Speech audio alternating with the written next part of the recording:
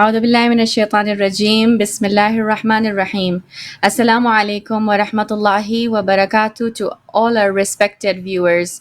I would like to extend my heartiest felicitations and congratulations to you all on this beautiful occasion that we are all celebrating. As you know that this is the week of celebrations where we are celebrating the birth anniversary of our holy prophet Muhammad sallallahu alaihi wa alihi wasallam, and also Imam Jafar as-Sadiq alayhi salam, our sixth holy Imam.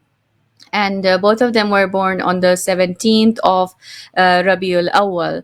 The Of course, the Hijri dates are different. Rasul Khuda was born in the year of Amul Fil, which is also known as the year of elephant, if you know, 570 AD. And Imam Jafar Sadiq alayhi salam was born in 83 AH, according to some narrations, and in other riwayats we find even 86 AH. So, anyways, this is a very beautiful week, a week filled with celebrations and mawloods, and a lot of programs, a lot of live events that are taking place. So, this is also called the Week of Unity.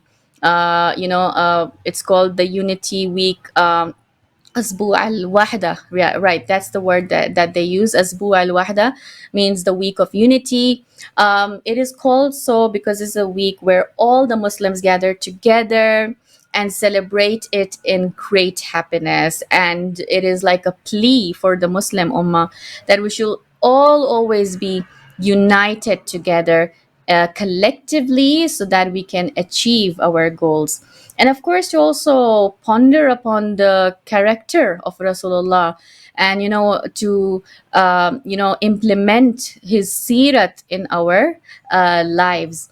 During this Arba'in trip that we had, we saw a lot of transformative changes in a lot of individuals. It was a beautiful collective journey where we saw that how people from different religions also gathered together in that one platform, chanting the name of course, Imam Hussain alayhi salam.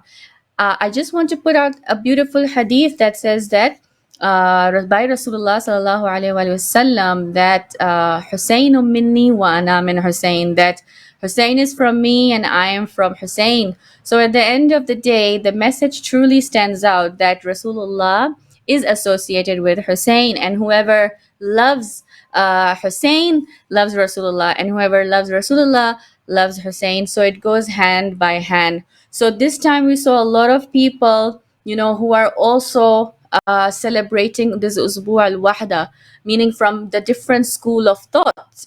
And everybody is so happy, spreading that positivity and a lot of great reflections from the life of Rasulullah that I want to also share with you all today and discuss with you all today. May we all be blessed to always visit the holy shrine of Rasulullah, which is in Medina. It is such a beautiful place to visit, and that place has its own majestic aura, its own spirituality. The vibes are so different, and I wish that everybody of you, who wish to go there, should definitely make a point to go and do the ziyarat in the holy shrine of Medina. There's one thing that has always stood out to me about the Prophet Muhammad sallallahu alaihi wasallam, and that is his treatment of others, regardless of how they treated him. So, my favorite story is of the older non Muslim woman who would wake up every morning and throw garbage and, all the dirty things and the dust and animal intestines on his front doorstep. And she continued to do this every morning until one day she stopped. Regardless of all the hostility she showed him, the Prophet sallallahu alaihi wa alihi wasallam became immediately worried about her and went to check on her. And when he went to see her, he saw that she was sick, which is why she didn't harass him that morning. So she was so shocked at his kindness and sincerity, despite all that she had done to him. And eventually, the woman converted to Islam. Why? Because of his kindness. Now, let me remind you, as we've been celebrating, these Jashans and Mauluds throughout this week, I'm sure you must have noticed one thing is that everywhere there's this title that has been put out, Jashne Sadiqain. So what does Sadiqain mean? Sadiq is actually one of the titles of Rasulullah, which means the truthful one. And he had another title, Al Amin, which means the trustworthy one. So these two titles were the type of titles that attracted the people of Quraysh and Arabs so much that people actually believed in his mission and in Allah subhanahu wa ta'ala. When he was trying to tell people that there is only one God and nobody else, and that is Allah, it was of course very difficult for those people to believe in because they were idol worshippers. But because of these two qualities of his that really stood out in the society, first of all, he used to be always truthful, meaning that he never lied. He never spoke lies. And so people said that, if Muhammad has never lied in his life, why would he ever lie to us about his creator, Allah? Of course, this man would not say such a big lie. He wouldn't swear on something like that, right? And then the second thing was that whenever someone entrusted him with an amanat, with a property or anything, he would make sure that it's kept safe and given back safe to the owner. So he would never ever manipulate with the belongings of people. So this is something which is an important quality that we find in Rasulullah. As we are also celebrating the birth anniversary of our sixth holy imam, Imam Jafar Sadiq alayhi salam, I would like to share a few important highlights about the sixth imam as well. The very interesting fact about Imam Jafar Sadiq alayhi salam is that he is one of the only imams who shares the same title of a Sadiq with Rasulullah sallallahu alaihi wasallam. So both of them hold the title of Sadiq, and that is why we say Jashn Sadiqain, which means the celebration of the two Sadiqains. Now, about Imam Jafar Sadiq alayhi salam, his kunniyat is actually Abu Abdullah, and the kunniyat of Rasulullah is Abul Qasim. In the Arab times, these kunniyats were given to people because if they had a son, if they have a son, so they are called Abul Qasim, meaning the father of Qasim or the father of Abdullah and such sort. Now, the second important fact that we find about Imam Jafar Sadiq alayhi salam is that his name was actually given to him by his father, which is the fifth Imam, Imam Muhammad al-Baqir alayhi salam. But this title, laqab of Sadiq, was given to him by the Holy Prophet Rasulullah sallallahu alaihi wasallam. And there is actually a historical context behind it.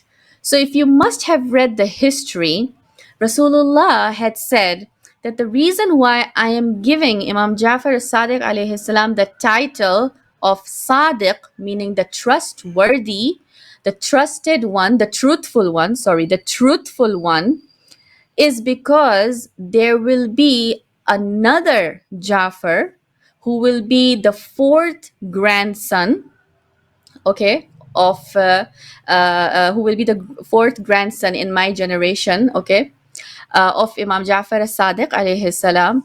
He will be the brother of Imam Hassan al-Askari alayhi salam. Imam Hassan al-Askari alayhi salam is the 11th Imam. So if you guys know, Imam Hassan al-Askari alayhi salam had a brother whose name was also Jafar.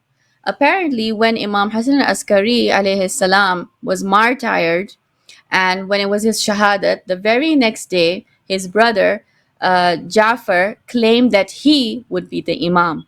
And that's why he was known as Jafar al-Kadhab. Jafar al-Kazzab means the Jafar who is the liar one. So that is why Rasulullah had already informed all the people that be aware, be careful that there will be another Jafar who will claim that he is the Imam when actually he was, of course, not given that Imamat. It was, of course, we all know it is our 12th Imam, Imam al-Mahdi, ajallahu ta'ala, farajahu sharif. And so you see, This is a historical fact that Rasulullah talked about years back, telling the people that what was going to happen. And that is why he said that there is only one Jafar, and that is the sixth holy Imam, Imam Jafar as Sadiq, the truthful one. Okay, now the story that I shared earlier about the woman throwing things on Rasulullah every single day, insulting him, humiliating him. But at the end of the day, Rasulullah was so nice. He came and greeted her, and I mean, he was surprised at what's wrong, and he went and greeted her. He showed utmost kindness, and she was so surprised. So this is my favorite story because it reminds us to be kind to one another every single day, and to not hold grudges against others, and to not let anyone else's negative behavior affect our character. And there is so much simplicity in being kind. It can mean a smile that you share with a stranger. Be sure with whom you're smiling. Not all strangers are also trusted today, but just be like as welcoming and hospitable as possible within our communities and societies. It could also be picking up a piece of litter so that an animal doesn't attempt to eat it and then choke. How many of us have ever thought about this? Perhaps maybe there's the wrapper of sweets or candies that are thrown on the floor, or like cans, or I don't know, some plastic stuff, plastic containers or something. And often these animals, such as the cats and the dogs, when they're just moving around, and they try to go and sniff these things because they're of course looking for food or something. Now imagine if they eat something that is harmful to them. Now see, Rasulullah is telling us and showing us that even this is important, that we should be so considerable and considerate for the animals. We don't think about it in that way, but this is a true lesson that Rasulullah is teaching us. Even think about the birds. I don't know if in your country, in your place, there are some birds who come by the window still sometimes early in the morning, especially after Fajr prayers. They look for these breadcrumbs or their food, the grains and stuff. They said it's really nice to feed these animals, because it is also a form of charity, a form of sadaqah. So to take care of them and give them food really brings in a lot of risk and barakat, first of all, in your house. And at the same time, it takes away all the balas of your house, they say. I remember my mom used to tell me this a lot, and she used to do it like with full devotion. Every morning before leaving for work, as we used to get ready for school, and she was a working woman. I remember after preparing our breakfast, before we used to leave our house, she used to make sure that the pigeons and the doves that used to come on our window still would be fed. And she wouldn't miss out even a day. And we would really sometimes just look at her and wonder and ask, like, what difference does it make if you give them food or not? But she said, you guys don't know. This little effort of mine brings in a lot of barakat and risk in our house, and it takes away a lot of calamities and balas that we are unaware about. Sometimes we don't know that there is a bala, something that's going to affect our lives, but because of this small deed, it can push away that bala, that calamity. And it is very true, because when we read in our riwayas and our ahadith, the way the Ahlul Bayt used to be, it is true that this is exactly how they used to treat the animals and be so considerate with them. Third point is, moving a pen from the floor so that no one slips and falls because of it. Wow. Like, did you ever think about this point as well? Imagine at our homes sometimes, especially if we've got like kids and stuff, those families who've got a lot of kids at home. So like imagine when your stationary items are just here and there. Okay, maybe the pen, or what do you say, the pen, pencil, or book or something is on the floor. You have to be very careful about it. Make sure that you do not step on it. And I remember, again, my mom used to tell me this a lot of times, that make sure that you're not stepping on a book or on a pen or pencil by mistake, because this is knowledge, this is ilm that we are getting from, right? So we should respect it. We should respect the knowledge and ilm that is given to us by Allah. And so we should respect each and every single thing that provides us that knowledge and ilm. So make sure that you're not disrespecting it. See, it's true. Now we have so many opportunities to perform, these powerful, what do you say, sirat, and what do you say, the sunnahs, on a daily basis, and in our own capacities that have been taught to us by Rasulullah.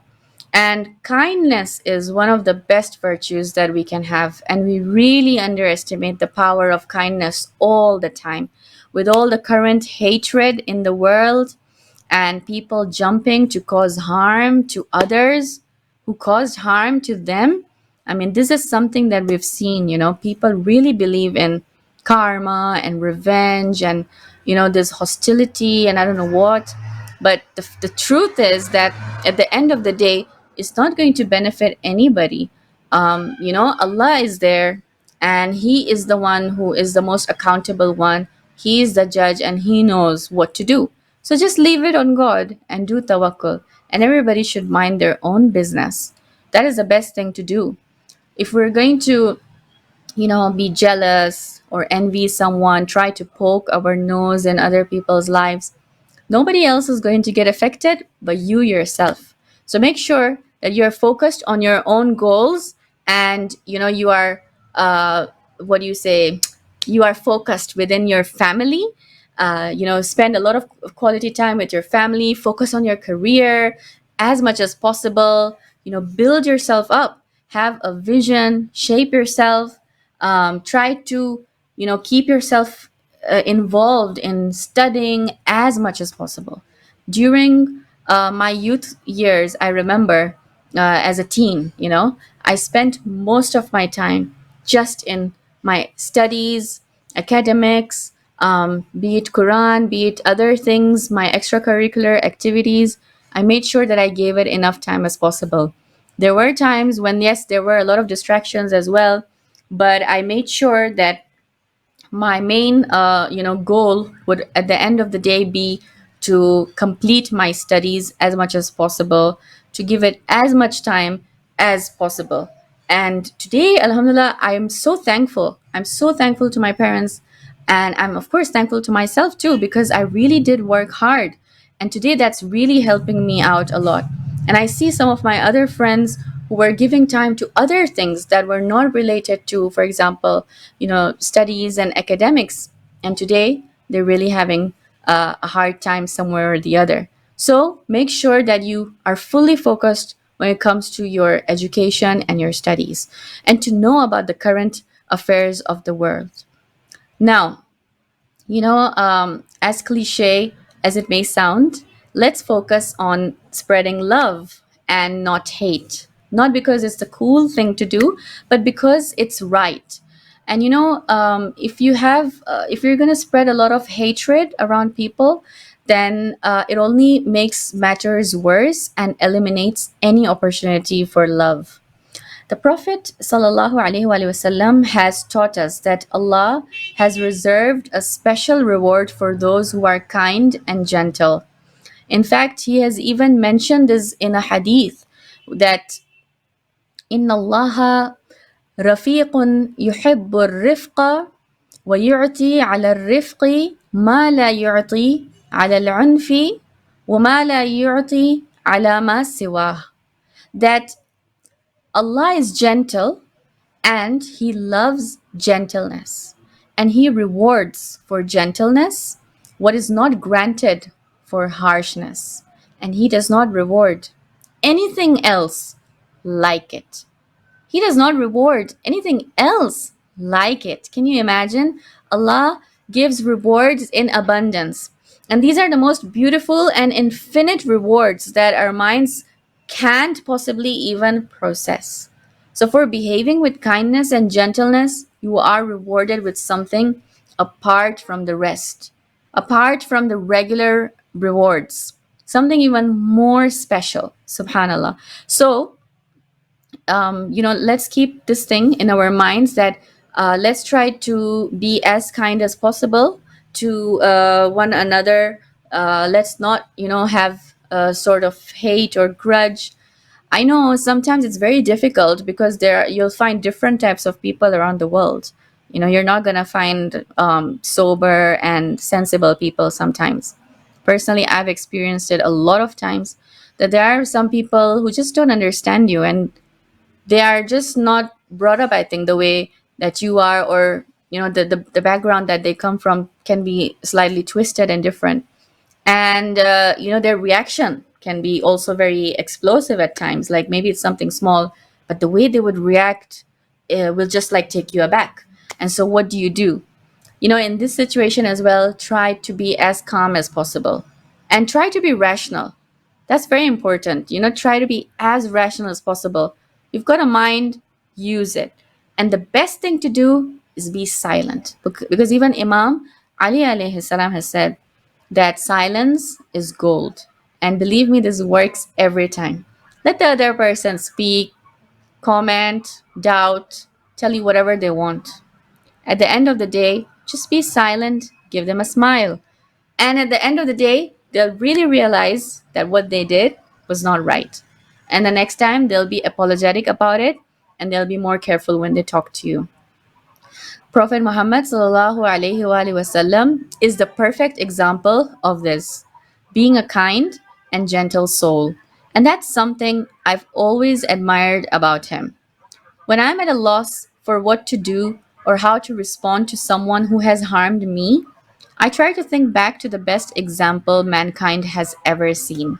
And I think to myself that what would Prophet Muhammad sallallahu alaihi wasallam do if a situation like this had arose? And then again I go back to the examples and see that how he was mistreated and humiliated while he was a prophet of Allah, and at the same time he chose patience. So let us try our level best to follow the footsteps of Rasulullah in this case. Just to add one more knowledge to on today's program related to Imam Jafar Sadiq alayhi salam, there is a very famous collection, a compilation that was done by his student called Mufaddal, who compiled some very important teachings. He made it into a treatise, and this took him 4 days, by the way.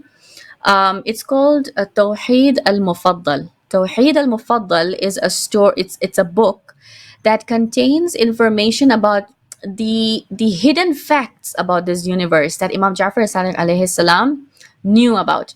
So everything about the philosophy behind the creation of this universe, about the animals, the insects, the wildlife, astronomy, all these details are included in this book. And I was also pretty much taken aback when I came to know about this, that Imam Jafar Sadiq alayhi salam was he was such a smart person. As we all know, you guys must have heard about Jabir ibn Hayyan, the greatest alchemist, very well known in Europe as Jabir. He was the one who introduced mathematics, chemistry, physics, astronomy, Quran, and a lot more, of these type of subjects. And the school of thought that you guys must be knowing about. The four firqas, Maliki, Shafi'i, Hanbali, Hanafi. They were all the students of Imam Jafar Sadiq alayhi salam. So you see, these are some important points that I came to know about Imam Jafar Sadiq alayhi salam. And also, if you guys must be knowing, there is a firqa which is called the Ismailis. So why are they called the Ismailis? Because they apparently believe that Imam Jafar Sadiq alayhi salam's first son, whose name was Ismail bin Jafar, was the one who became Imam after Imam Jafar Sadiq alayhi salam, and that's why they take on from him. Now here's a cool fact. Imam Jafar Sadiq alayhi salam was actually the one who prayed the namaz-e-janaza funeral for his son Ismail. That means that Ismail had actually died during the lifetime of Imam Jafar Sadiq alayhi salam. So how could he have been Imam when Imam Jafar Sadiq alayhi salam was still alive? As we know very clearly from the riwayat, that imamat is only passed on after that current Imam has passed away, right? So how could he have taken the lead? Yeah. So this is just like some points of reflection that we can. I'm not saying that I'm against anybody, but I'm just giving some facts and information that we should know about why are we the Jafaris. What does fiqh Jafari have to do with us? Like, why do we follow Imam Jafar Sadiq and after Imam Musa al Kazim? Why does the lineage go through like that up until the 12th imam, Imam al Mahdi ajallahu ta'ala faraj sharif? So everything has a logic to it. It has like a rational reasoning to it, so that when anybody asks, you explain it to them that way. Anyways, that was all for today. I hope that all of you were inspired by today's conversation, and some good, knowledgeable, valuable facts were shared on today's program. Inshallah, if you have any suggestions about what topics I should bring in on this program, then please do let me know. And I will be leaving you with that, with your permission. Thank you. This is Sakina Habib signing off. Wassalamu alaikum wa rahmatullahi wa barakatuh.